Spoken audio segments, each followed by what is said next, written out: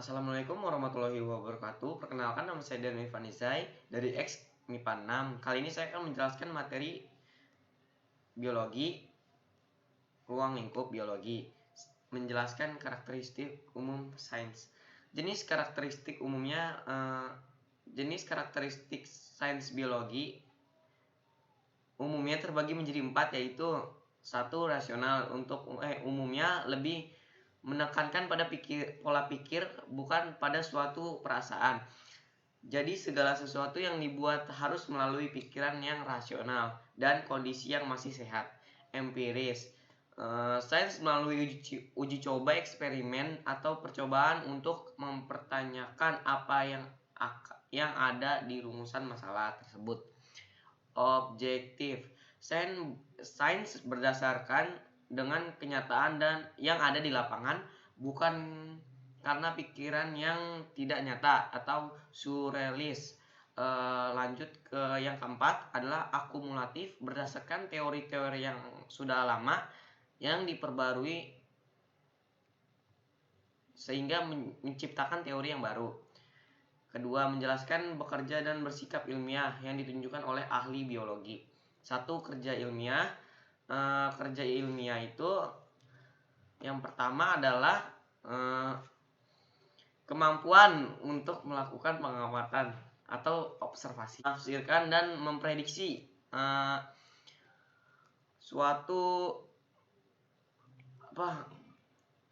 memprediksi atau meramalkan sesuatu yang akan terjadi berdasarkan hasil pengamatan. Lalu sikap ilmiah terbagi menjadi 4, yaitu rasa ingin tahu, tekun, jujur, dan teliti. 3. Memberikan contoh dampak negatif yang mungkin ditimbulkan akibat berkembangnya ilmu biologi. 1. Itu ada mengeksploitasi sumber daya alam dengan berlebihan dan sembarangan. Terus yang kedua itu ada penggunaan bibit unggul dan pestisida berlebihan sehingga berdampak pada biodiversitas. Ketiga itu penggunaan senjata biologi mematikan sehingga dapat merusak lingkungan biotik maupun abiotik. Lanjut.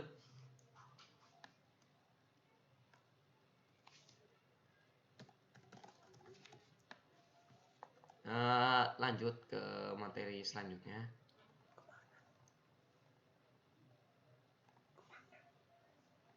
Virus. Menggambarkan struktur virus. Kepala virus. Pada bagian kepala terdiri dari asam nukleat, yaitu DNA dan juga RNA, dan diselubungi oleh kapsid.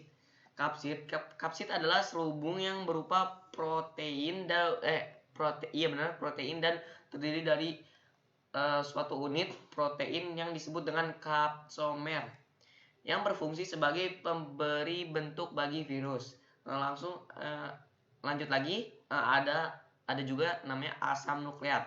Asam nukleat ini adalah asam nukleat ini adalah bisa dibilang substansi genetik yang berfungsi untuk membawa kode pewaris sifat.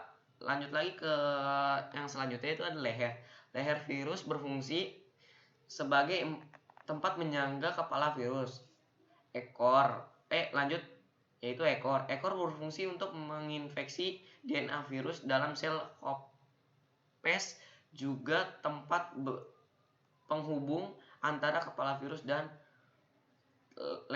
lempeng dasar. Serabut ekor berfungsi sebagai penerima rangsang, juga untuk menempel pada sel inang. Penyangga dasar. Penyangga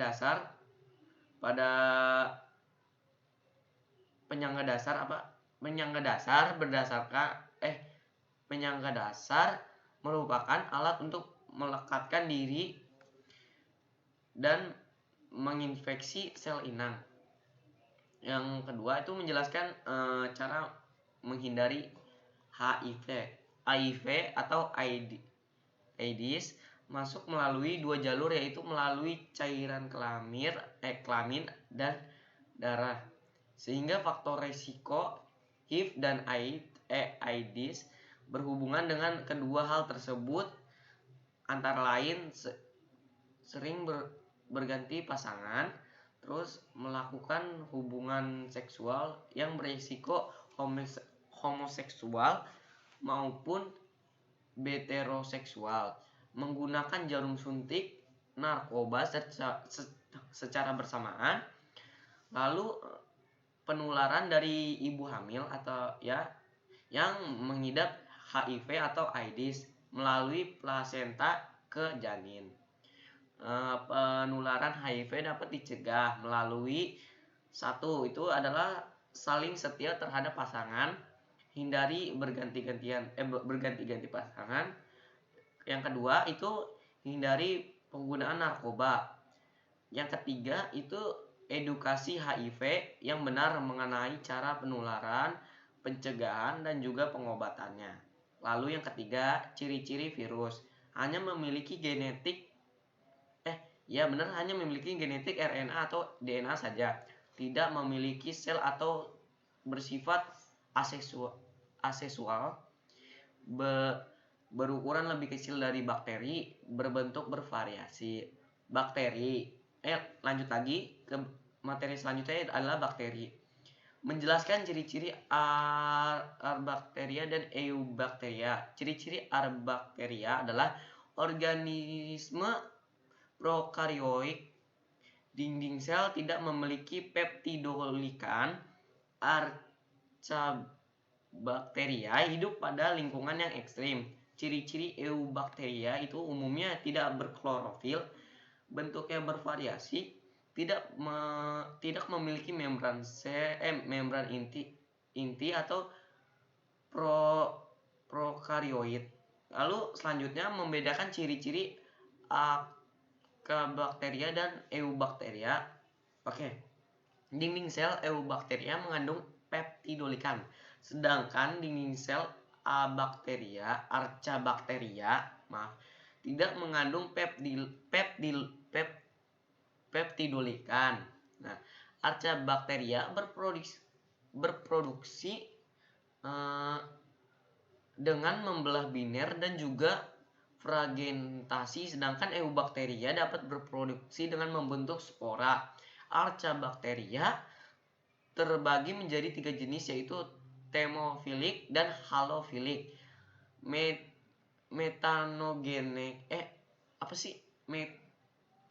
Metanogenik, sedangkan Eubacteria terbagi menjadi 2 jenis, yaitu adalah bakteri gram positif dan bakteri gram negatif. Lanjut lagi, menjelaskan cara berkembangnya bakteri. Bakteri berkembang biak dengan 2 cara, yaitu cara pertama itu adalah aseksual, tanpa adanya perkawinan dengan cara membelah biner. Yang kedua itu adalah seksual, adalah dengan cara berkombinasi genetik. Nah, dengan cara berkombinasi genetik ini ada dua tahapan lagi, yaitu adalah konjungsi, adalah proses perpindahan DNA dari satu bakteri ke bakteri lain. Ketika melalui konjungsi, bakteri akan membentuk jembatan yang tipis.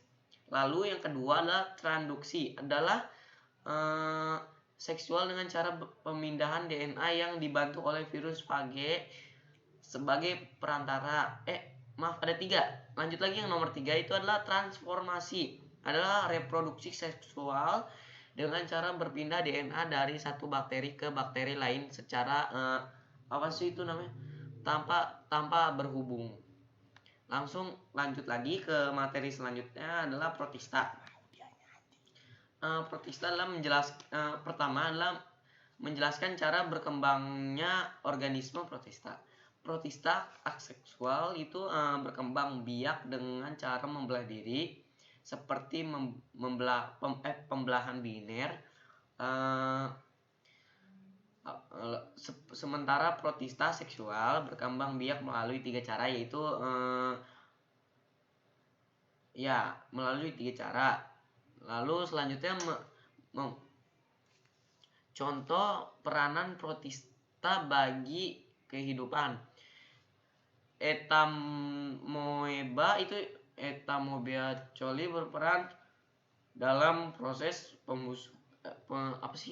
pembusukan sisa makanan ya. Foramifera digunakan sebagai petunjuk adanya minyak bumi atau radiolaria. Lanjut lagi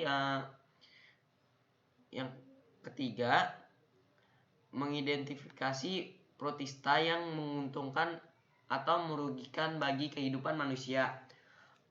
Protista yang menguntungkan adalah yang dapat dimanfaatkan untuk bahan kosmetik serta dikonsumsi ya. Dan protista yang merugikan merupakan Entamoeba